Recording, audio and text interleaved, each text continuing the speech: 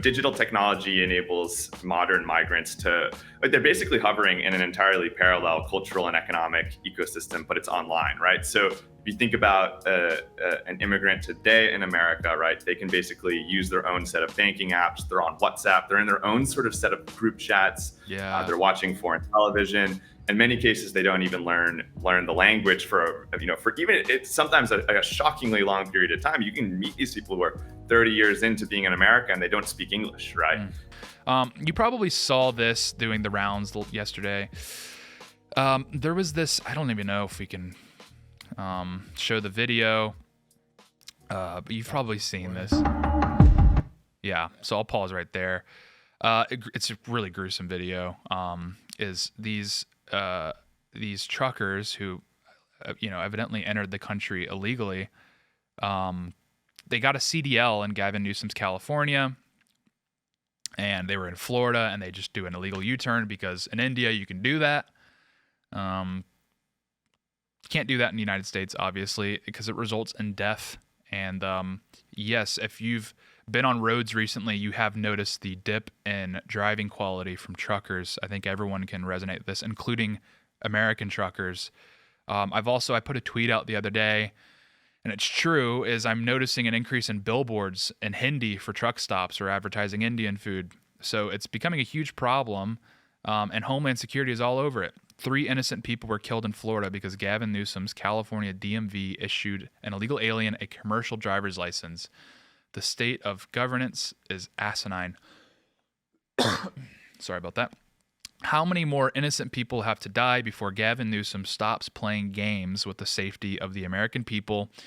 We pray for the victims and their families. Secretary Noem and DHS are working around the clock to protect the public and get these criminal, illegal aliens out of America. This everything, it's at least talk about immigration. You see people on the left and they say, well, I don't care how people come into the country. Why should I care? I mean, you'll care when 3 people that you know and love, or presumably that's how many. Yeah. Here it says right here, 3 Americans. You'll know when 3 people you know and love are killed because of the foolish behavior of these illegals here, and especially because they're being done at the hands of Democrats. Like Florida's got their bases covered here, right? The alligator Alcatraz. The Florida government is definitely endorsing ICE's operations. It's these states like California pushing back is just leading to Americans dying for no reason, and it's just absurd. We don't have to live like this. This was a interesting study a few years ago, from the annual review of political studies, talking about diversity and social trust, about how immigration just across the board is leading to a decline in social trust. And I mean, you're seeing it right here with just basic institutions breaking down, and then obviously you have the more broad theme of social trust breaking down, which everyone's aware of. And if you don't accept that presupposition, then why do you have your doors locked? And that was not a ubiquitous thing in the United States not too long ago. It's a fascinating study, and the abstract here is they have found we find a statistically significant negative relationship between ethnic diversity and social trust across all studies, which obviously immigration just skyrockets ethnic diversity of religion, diversity of thought, everything. It basically dilutes your country's culture, et cetera, et cetera. CIS, the Center for Immigration Studies, backed this up. They broke down this study further. We're kind of running. We got a little time crunch here, so I can't get into it too deep. But this is a fascinating read. And the social trust. I mean, we're seeing it all across the every metric. This was the viral graph from Nathan, who we're going to be joined here by shortly. And it was everywhere. The estimated percentage of 30-year-olds who are both married and homeowners was over 50% in 1960, and then just plummets to now where we're at like 8%. I mean, look, I'm not directly correlating this to immigration, but it's so obvious that social trust in the United States and quality of life, broadly speaking, has just cratered in this country. And immigration is a huge part of it. I mean, if you don't know who your neighbors are and where they come from and how they think, I mean, how are we supposed to mend this shattered fabric, social fabric? Tucker Carlson and Orrin McIntyre had a great discussion yesterday discussing this, about how we're going to have to define what an American is, because as the ICE operation ramps up further, that's going to be a very important question to ask. So, on topics of social trust, immigration, everything broadly speaking, we're going to bring Nathan Halberstadt in here. We're getting it set up. Hello, Nathan. Can you hear me? Yeah, I can hear you. Dude, what's It's up? great to be with you. Thanks for coming on. Can you tell the viewers who you are, what you do? Yeah, my name's Nathan Halberstadt. I work at New Founding. We're a venture firm focused on critical civilizational problems. For the most part, we're looking at investing in founders who are sort of Doge tier type individuals who are young patriots who are trying to build important things for the future of America. And I'm super excited to be here. Everybody recently has been talking about TateCast. Well, yeah. I was listening to the front half of the show, and you didn't just call yourself a patriot. I guess you called yourself a former Husky patriot. It's So I'm true. gonna have to lock that one away It's for true. the future. Yeah, it's true. I mean, look, Yeah. God loved me so much, he made a little extra of me. That's what my grandmother told me as a child, as a Husky That's right. patriot. That's Yeah. right. I'm going to deploy that in the future, probably later today with a few people. Let's go. It's all about the Yeah, soft it's great to launch. be here, Tate. Yeah, soft launch. Well, I wanted to get into it. We were discussing the ICE situation, and also the last few days we've been discussing the DC crackdown pretty extensively.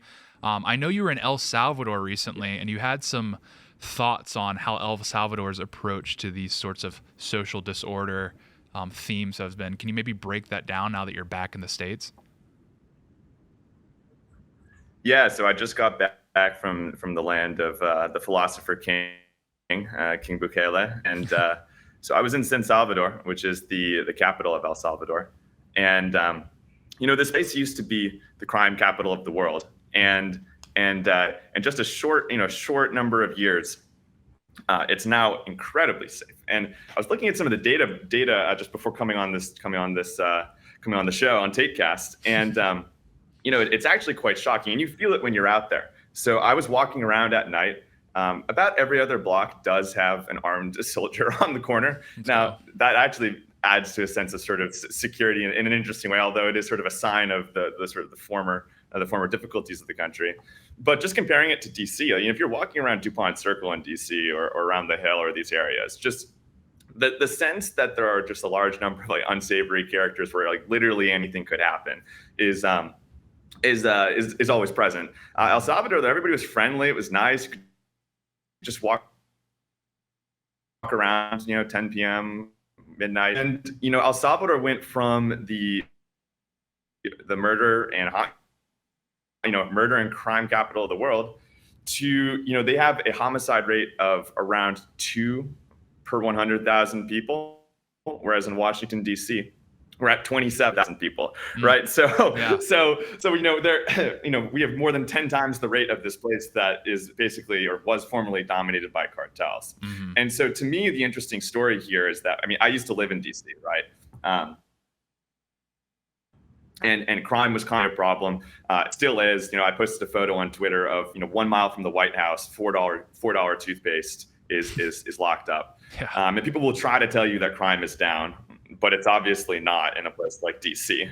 And most saliently recently, our boy, heroic patriot, Big Balls, he was attacked, and he's working with Doge. He's helping serve the country, and he was attacked brutally. There's a photo of him out in front of an ambulance, just sort of bleeding on the street. So, it's really excellent to see Trump bringing the National Guard in.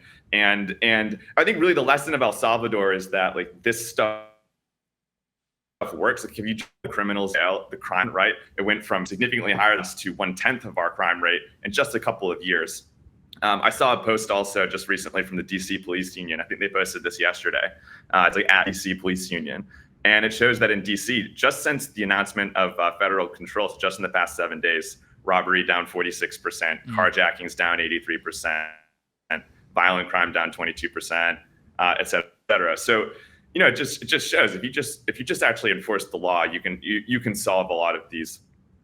You can solve a lot of the problems. So I think being in El Salvador is still poor. It still has its issues. it's kind of this interesting mix of sort of native people on the way up and sort of like international Bitcoiners and such who have a high mind of them out there in San Salvador. But I'm pretty optimistic about that we could learn a few things here in America. Mm-hmm. Yeah. I mean, I think it's the shift that's happening. I mean, Bukele probably had a part to play in it as far as demonstrating to the sort of right-wing rising elite that you can wield power in effective ways. But it is refreshing to see that Trump is very aware of the mechanisms that he has at his disposal and doesn't seem to be afraid to deploy those mechanisms whenever he needs, as we're seeing in D.C. But kind of the bigger issue, I mean, obviously cleaning up our cities is a priority. But you're not going to really solve the root of those issues without addressing the immigration, specifically the illegal immigration problem. And that's where he's really beefed up ICE. I mean, that was a priority of the big, beautiful bill, was, allocating billions and billions of dollars to ICE. But I was covering earlier that you probably saw it, was the trucker in Florida who killed 3 Americans because he decided to do an India-style U-turn in the middle of the highway. I mean, you're the chart master. Yeah. That's what I dubbed you earlier.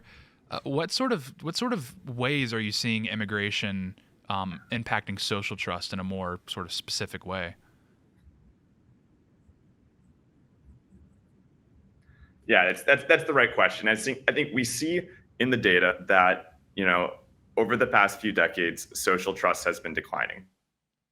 And to be really specific, like what we mean by social trust is if there is a stranger next to you, let's say in your town or city, somebody who's just walking by, you can sort of survey somebody on like, are you likely to trust them or not, right? So how reliable do you expect that person to be who's sort of around you in your location? And what we've seen over time is that people's response to that has been declining drastically. So where it used to be the case that somebody who you sort of going by on the street, you could sort of plausibly ask them for help with something, or have some casual conversation in line or whatever else. Increasingly people are shifting away from that. And there's a lot of theories in terms of what's actually driving this. I think technology is something that is definitely playing a role. Mm-hmm. The fact that people are in more frequently or are just on their phones more. So we can't discount some of those explanations. Mm-hmm. But the role that migration has played, I think, is under discussed. So the fact of the matter is that when you're surrounded by people who don't share your values or your life ways, maybe don't even speak the same language as you, you can't really count on them, because you might ask for something or ask them a question, and it's really quite unpredictable how they'd respond, because they could be from anywhere, sort of believe anything. Again, there's no guarantee they will even be able to understand you. And in certain major American cities, you get to a point where New York, Chicago, et cetera, Boston, 25 to 50% of the population is foreign born. Mm-hmm. At those sorts of levels, it becomes just the case that you can't really trust anybody around you. No idea where they're from. You don't really know what their agenda is. Yep. And to come back to this trucker incident, right? So this was a trucker who came into America, did not have papers, somehow got a commercial driver's license. And I think that's something that has to be looked at more closely. Mm-hmm. I saw at least some sort of a note that the Trump administration is looking at doing paper checks, basically, at truck weighing stations. And I absolutely support that. Yeah. But you can sort of imagine a situation where somebody came in from, let's say India, they came to America, and they learned to drive elsewhere, and all of a sudden they're driving this massive piece of metal at 80 miles per hour, and there's just like no telling what they're gonna do. You might have a daughter or like a niece or something who's driving, obeying the laws, and it's similar to you can think about like foreign doctors and nurses and things like that. If they're coming to America, we want to do a whole series of sort of vetting, checking, sort of relicensing them. You don't want to you don't really want to accept a surgery from somebody from some other part of the world. And you don't know what their experience level is. You don't really know where they learned, et cetera, et cetera. It would be good in America if we sort of made sure that the people who are on the roads and are let's say trained and should actually be on our roads, and that means removing illegal immigrants from our roads for the most part. And that's just one piece of this sort of whole social trust thing, right? It's like you can't rely on the person next to you on the road now, right? And that's sort of a scary part about where all of this is going.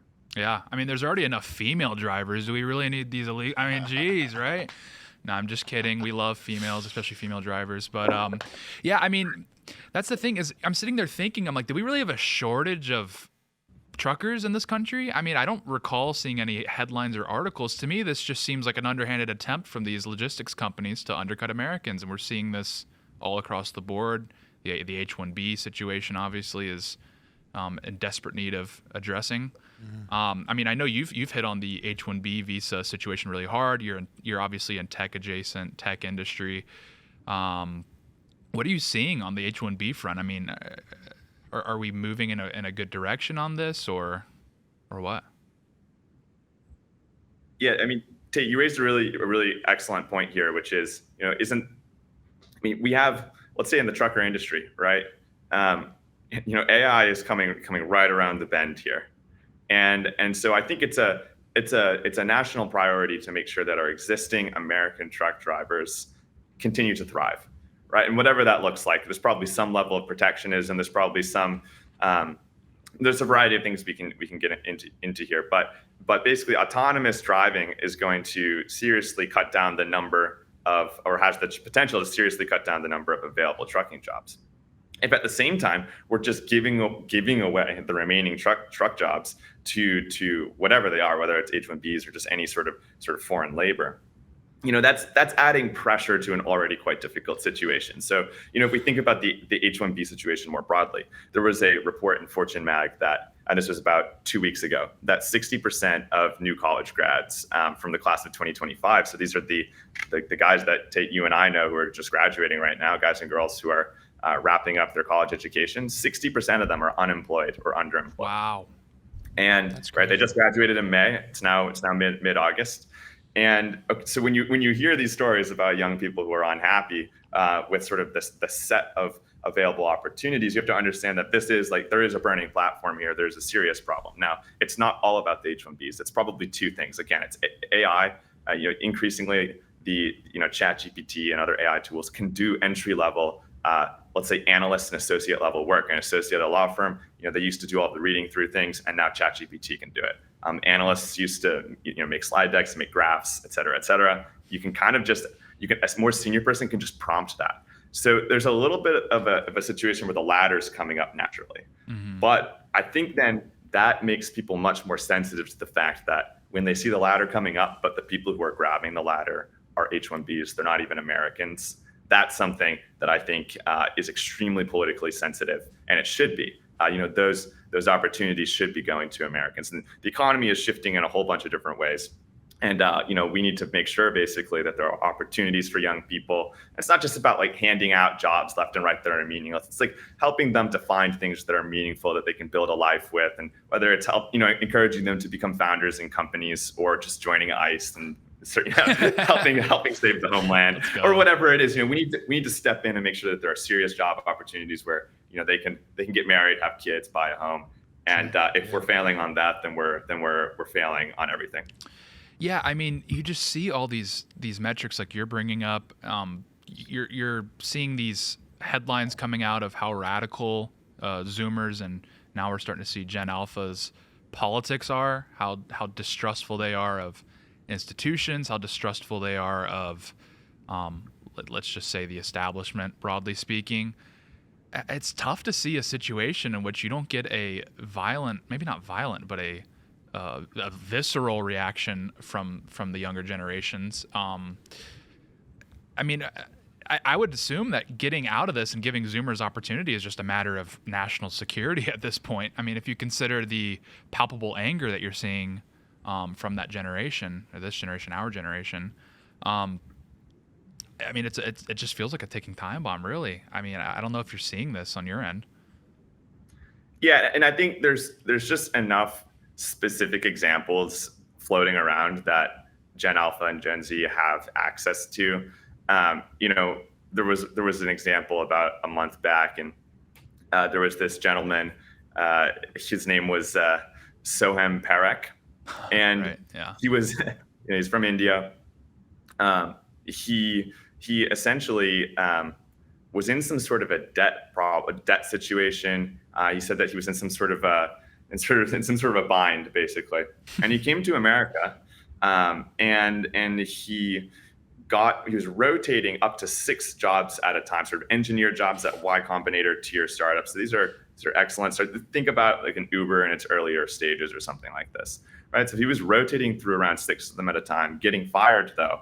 And then as soon as he got fired, you just get another one, because he wasn't doing a good job. It's quite difficult to do a good job across those. But basically he was harvesting, 6, probably 200K a year salaries at a time. So he was clearing over $1 million a year, but not delivering any value and taking jobs from young Americans. Like my friends were actually applying for those jobs. They were trying to get engineer jobs in those Y Combinator companies. And actually a lot of them didn't get those jobs, right? And so that's where this gets a little bit more interesting, right? And so he was invited on TBPN to do an interview, and then during that interview, again, he said, like, I did this because of some debt or duress, but then he sort of rapidly pivots and says, but I don't care about the money, I just want to build, right? And that's such an obvious lie. Like any Gen Z or Gen Alpha person just looks at that and goes like, okay, here's a foreign grifter who's abusing our labor market, and like notably, he's in the visa process to come here to the United States permanently, right?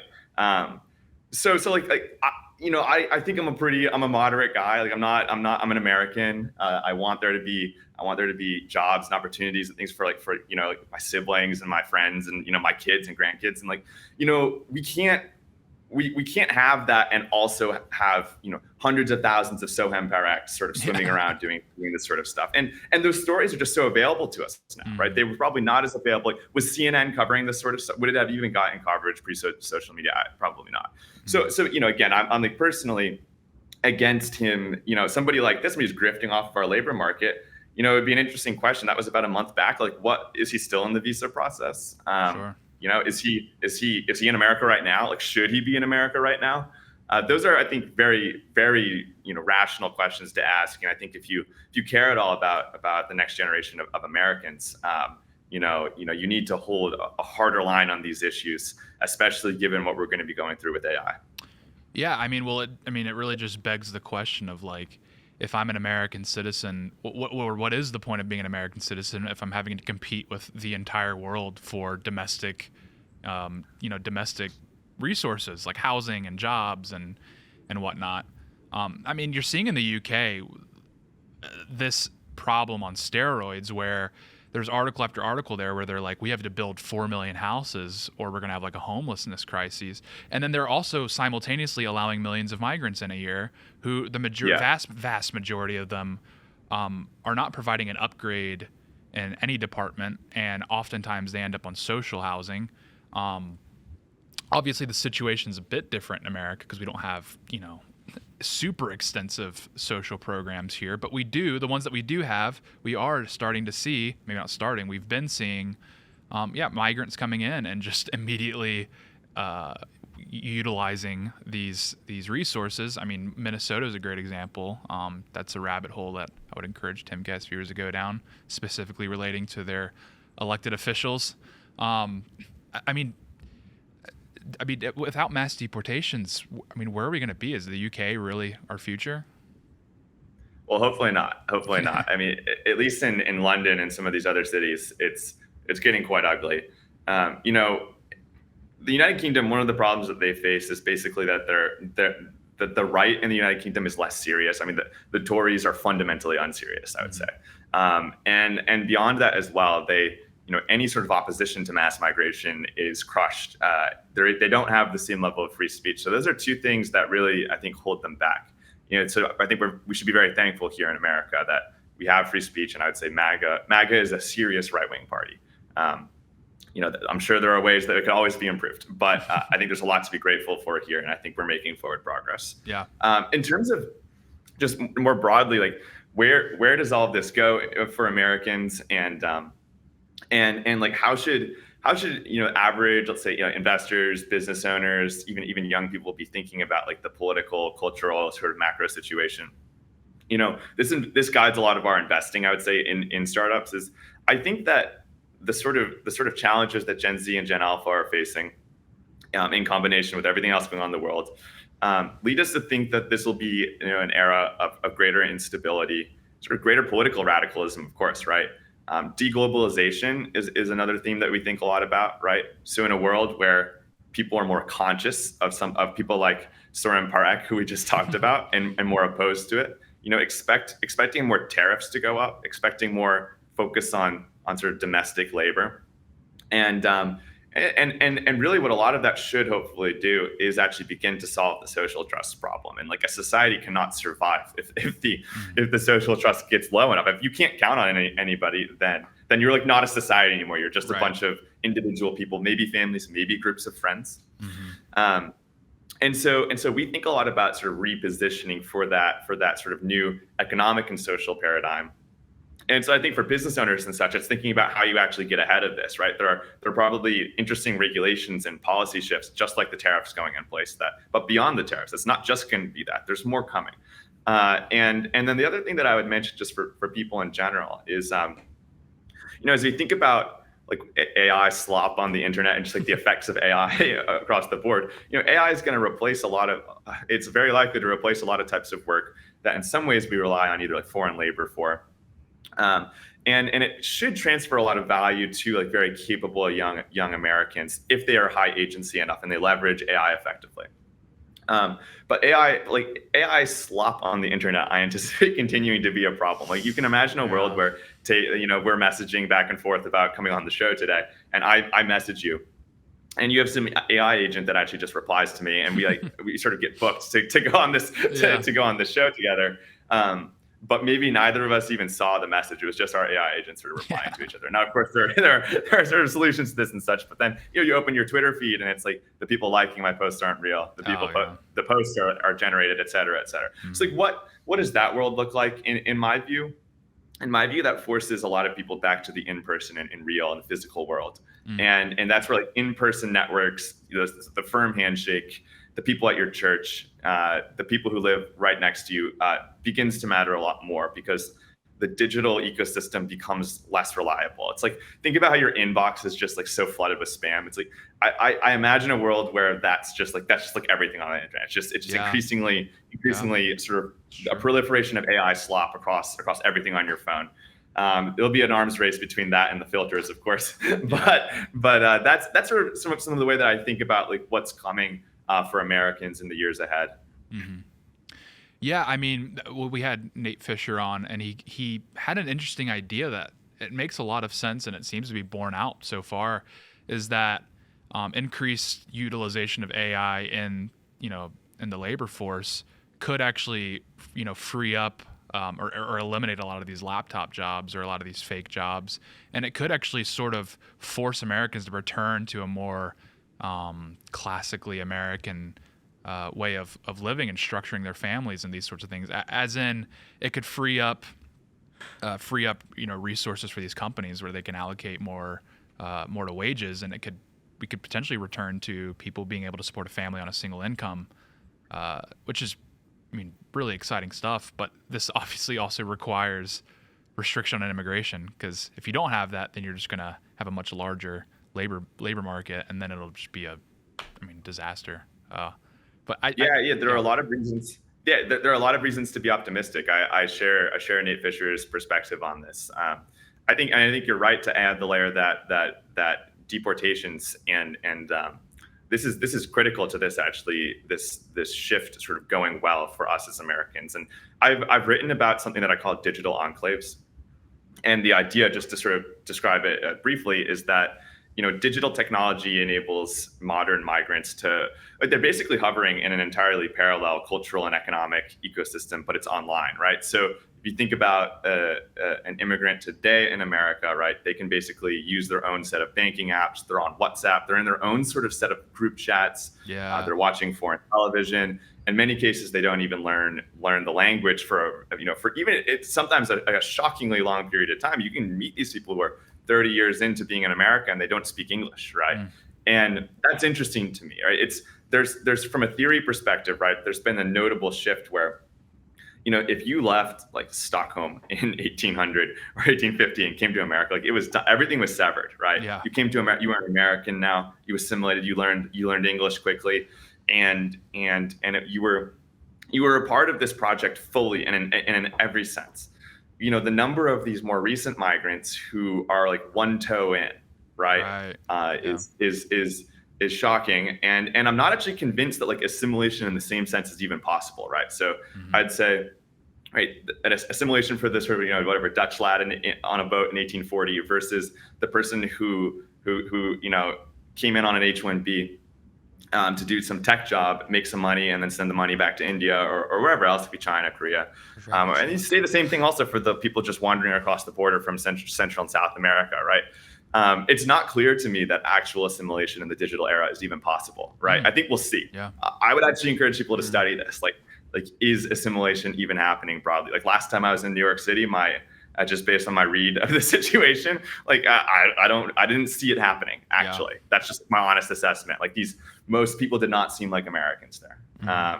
And so, I think we should support. That this is basically an extremely relevant question as we return to if the digital space becomes a little bit more, let's say, AI slop focused, and we're forced now into more in-person type interactions, and this is the way that we sort of move forward. It matters who your neighbors are, and it matters that they speak the same language as you. Even as today, maybe your neighbor doesn't even speak English. Yeah, absolutely. I mean, the fact that I even have strong opinions on which style of Latin American cuisine is the best is an indication that assimilation is completely broken down. Because why should I even know that? Which style is the best? Which style is the best? Dude, I gotta say, like I've been big on the Colombian recently. I don't know what it is. Maybe it's because the World Cup's coming up that gets you fired up. Are you pandering? Are you pandering to the Colombians? Maybe I am. Maybe I am. I don't know. Illegals, Could be. But well, I mean, that's fascinating, and that's gonna send me down a rabbit hole this afternoon. But one more thing I wanted to ask you about. There'd previously been this discourse. I put a tweet out about how if you look in your local Facebook marketplace in your region, you will see that the used truck market, the value of those trucks has crashed. And I suspect it's because the ICE raids have freed up the supply of used trucks. What other benefits do you think mass deportations will have for Americans that are like little tangible stuff like that, little treats? But so actually, you put me onto this. So I was looking on Facebook Marketplace, and it was true. There were all of these sort of, let's say, decade-old trucks selling for incredibly cheap prices. So there are a variety of different potential benefits. I mean, one of the most obvious ones is just going to be housing. Healthcare is probably the other one.